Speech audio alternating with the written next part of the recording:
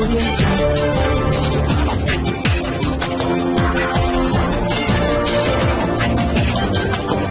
भारत, केवल खबरें और कुछ नहीं। नमस्कार, मैं मनश्री आरपी भारत में आपका स्वागत करती हूँ।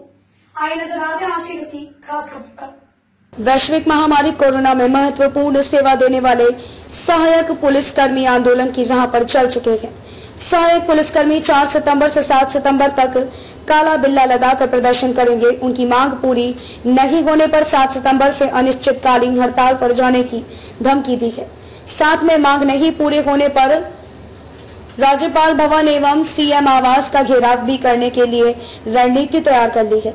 इस संबंध में सहायक पुलिसकर्मी चंडली स्थित पुलिस लाइन के बाहर बैठक कर अपनी रणनीति तैयार की।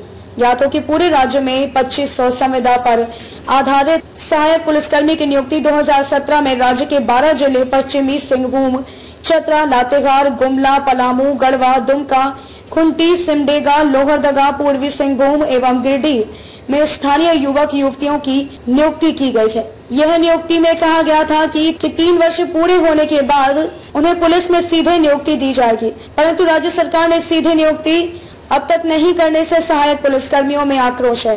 चाहे पुलिसकर्मी नक्सल क्षेत्र में नक्सल अभियान के अलावा चुनाव, यातायात, वीआईपी सुरक्षा सहित महत्वपूर्ण कार्य लिया जा रहा है। सहायक पुलिसकर्मी की हड़ताल में चले जाने से राज्य में विधि व्यवस्था एवं अन्य समस्या उत्पन्न होगी। इस संबंध में सहायक पुलिसकर्मी ने कहा कि यदि उनकी मांग पूरी नहीं होती है तो यह आंदोलन सिपाही विद्रोह से कम नहीं होगा।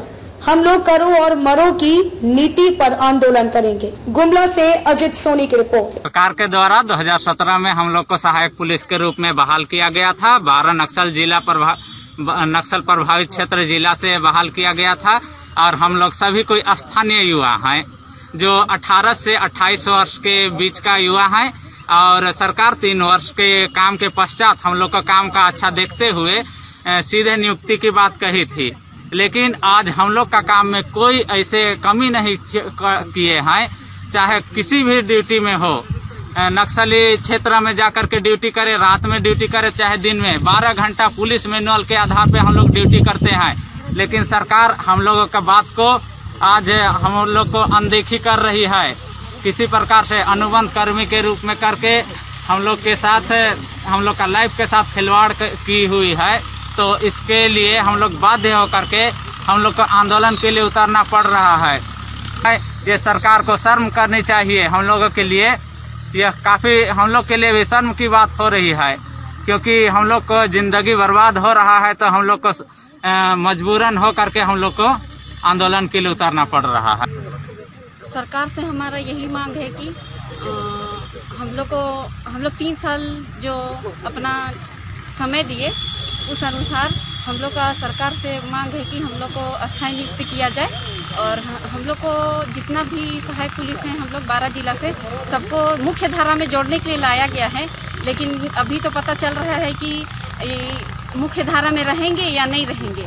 लेकिन सरकार अगर हमें सीधी नियुक्ति करती है तो शायद सरकार हमें सीधी नियुक्ति करे, नहीं तो हम लोग आंदोलन के लिए बाध्य होंगे। और हम लोग नक्सल एरिया क्षेत्र से हैं तो हमारा स्थिति सुधारने के लिए हम लोग को यहाँ लाया गया है। सरकार हमें फिर से बेरोजगार की ओर अग्रसर कर रही है।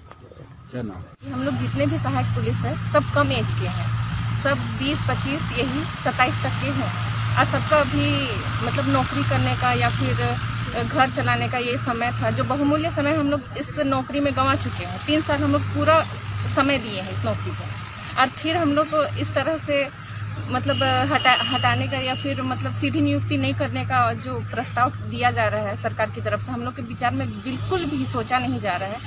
उससे हम लोग को बहुत दुख है अंदर से। हम लोग क्या करें क्या कि हम लोग का बहुमूल्य समय बीत चुका है। आंदोलन का यही है कि हम लोग बस अपना ध्यान आकर्षित करना चाहते हैं कि हम लोग के विषय में भी सरकार कुछ सोचे। 4 तारीख से हम लोग काला बिल्ला लगाएंगे। हम लोग बाध्य हैं, चूँकि हम लोग का जो स्थिति है इस तरह का आंदोलन करने के लिए हम लोग बाध्य हैं।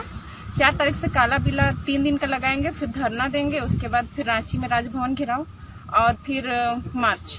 ये चरणबद्ध आंदोलन की तैयारी आप लोग कर चुके हैं? हाँ, कर चुके हैं। कहे कि हम लोग करो या मरो वाला स्थिति है बस।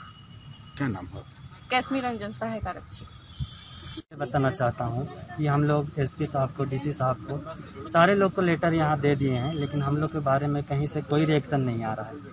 तो यही चीज़ को लेके हम लोग को दुख तो है। ये चीज़ सारे चीज़ जानते हैं कि हम लोग माँ बाप यही दिन की देखने के लिए हम लोग को पैदा किए थे। इतना छोटा से हम लोग को पाला पोसा बढ़ाया, आखिर कर्जदार हम लोग माँ बाप का हैं, उन लोग का भरण पोषण अच्छा तरह से नहीं कर रहे हैं। अगर सरकार यही रवैया रहे तो हम लोग आगे जाकर सीएम आवास का घेराव भी कर सकते हैं, राजभवन मार्च भी कर सकते हैं। सरकार ये चीज़ हम लोग को समझे, सोचे समझे। जहाँ तक कि हम लोग कोरोना काल में हर जगह जहाँ हावी ड्यूटी होता है, जैसे कोई भी मुख्यमंत्री हो या तो कोई भी वीआईपी ड्यूटी होता है, या तो कोरोना काल में जहाँ पर हम लोग को ऐसा सिचुएशन में भेजा जाता है हर जगह में कि हम लोग वहाँ जा करके अच्छा से मुस्तैदी से ड्यूटी करते हैं, सब चीज़ करते हैं।